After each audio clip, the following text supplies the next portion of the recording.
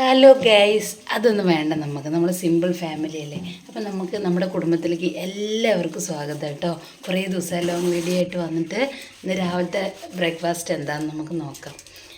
വീട്ടിൽ വലിയ തിരക്കും കാര്യങ്ങളൊന്നും ഇല്ലാത്തത് കൊണ്ട് കുറച്ച് ലൈറ്റായിട്ട് എണീറ്റിരിക്കണേ. അപ്പം നല്ല സൂര്യപ്രകാശത്തിൻ്റെ ആ ഒരു വെളിച്ചം നന്നായിട്ട് അടിക്കുന്ന കാരണം കുറച്ച് ക്ലിയർ അല്ലെങ്കിൽ കുറച്ച് ക്ലാരിറ്റി കുറവുണ്ട് കേട്ടോ.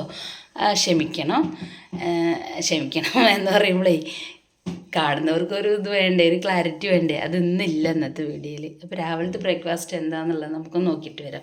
തീയൊക്കെ നന്നായിട്ട് ഇതിനൊക്കെ നന്നായി തുടച്ച് വൃത്തിയാക്കിയിട്ട് നമ്മൾ എന്നും ചെയ്യുന്ന പോലെ തന്നെ എന്നും നാട്ടിൻപുറത്തുകാരൻ്റെ സ്ഥിരം പരിപാടിയാണ്. ആദ്യം വീതനയൊക്കെ ചാരം വാരി വീതനയൊക്കെ വൃത്തിയാക്കി തുടച്ച് ഫ്രഷ് ആക്കിയിട്ട് ഓല കൊണ്ട് തീ പിടിപ്പിക്കൽ. ഇത് സാധാരണ ഒരു വീട്ടിലുള്ള ഒരു നാട്ടിൻപുറത്തുള്ള വീടുകളിലുള്ള സംഭവം കേട്ടോ ഇതൊക്കെ. പിന്നെ ഇന്ന് ഇഡ്ഡലിയും കടലക്കറിയും. നമ്മൾ തലേദിവസം വെള്ളത്തിലിട്ട് വെച്ചിട്ടുണ്ട്. കടലക്കറി എളുപ്പമായല്ലോ. ഞാൻ പിന്നെ വേഗം തന്നെ ഇഡ്ഡലിക്കുള്ള സംഭവമൊക്കെ സെറ്റാക്കി. വല്ലാണ്ട് ഇന്ന് പൊന്തി, അതായത് മാവ് നന്നായിട്ട് പൊന്തി വന്നിട്ടില്ല കേട്ടോ. കുറച്ച് ദിവസമായിട്ടുള്ള പരിപാടി. ഇപ്പം അത് ഇഡ്ഡലിയോ ദോശ ഉണ്ടാക്കിയ സെറ്റാവുന്നേ ഇല്ല. എന്താണെന്നുള്ളതൊന്നും എനിക്കറിയില്ല. എന്നാൽ ചില സമയത്ത് നല്ല പോലെ സെറ്റാവുകയും ചെയ്യും.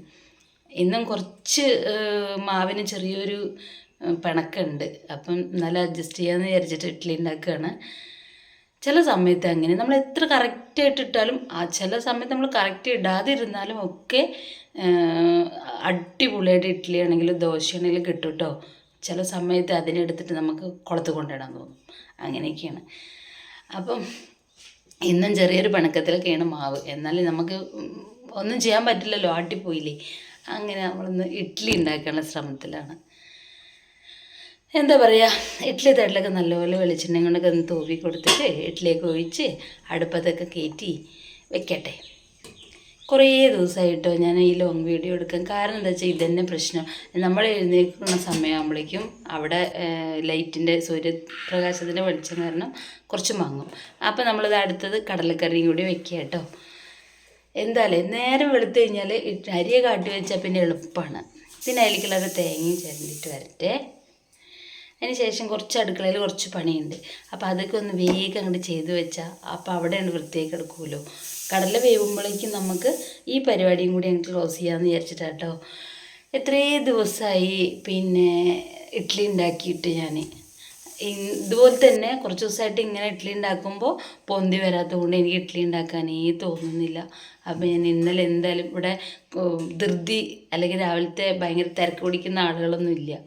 എനിക്ക് മെല്ലെ ചെയ്യാമല്ലോ എന്ന് വിചാരിച്ചിട്ട് ഞാൻ കുറച്ച് ലൈറ്റായിട്ടൊക്കെ തുടങ്ങിയ പരിപാടി കേട്ടോ. ബ്രേക്ക്ഫാസ്റ്റിൻ്റെ ടൈമൊക്കെയാണ്. ആ ടൈമിലാണ് ഇപ്പോൾ ഈ പരിപാടിയെല്ലാം.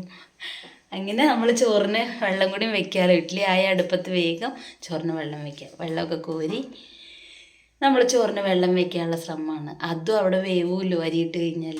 അപ്പോൾ രാവിലത്തെ ആ ഒരു തിരക്കും കാര്യങ്ങളൊക്കെ മെല്ലെ മെല്ലെ നമുക്ക് ഒതുക്കാനും കഴിയും. ഇനിയിപ്പോൾ ഇഡ്ഡലി ആയി കേട്ടോ. ഇഡ്ഡലി ആയി ചോറിന് വെള്ളവും വെച്ചു. ഒരു ദിവസം സാധാരണ നമ്മുടെ വീട്ടിലൊക്കെ ഇങ്ങനെയൊക്കെ തന്നെയാണ്. പിന്നെ അതിൻ്റെ കൂടുതൽ കടല വെന്തു. അപ്പോൾ നമ്മൾ കുറച്ച് കടല നിന്ന് എടുത്തിട്ട് ഒന്ന് അരയ്ക്കും കൊഴുപ്പ് കിട്ടാൻ വേണ്ടിയിട്ട്. അതിന് ശേഷം നമ്മുടെ ഇഡ്ഡലിയൊക്കെ റെഡി ആയിട്ടുണ്ട്. നിങ്ങൾക്ക് ഇന്നത്തെ ഈ വീഡിയോ ഇഷ്ടമായെങ്കിൽ നിങ്ങളൊന്ന് സബ്സ്ക്രൈബ് ചെയ്തേക്കണേ, ലൈക്ക് ചെയ്യണേ, കമൻറ്റ് ചെയ്യണേ. അപ്പോൾ ഇന്നത്തെ വീഡിയോ ഇത്രയേ ഉള്ളൂ. ബൈ.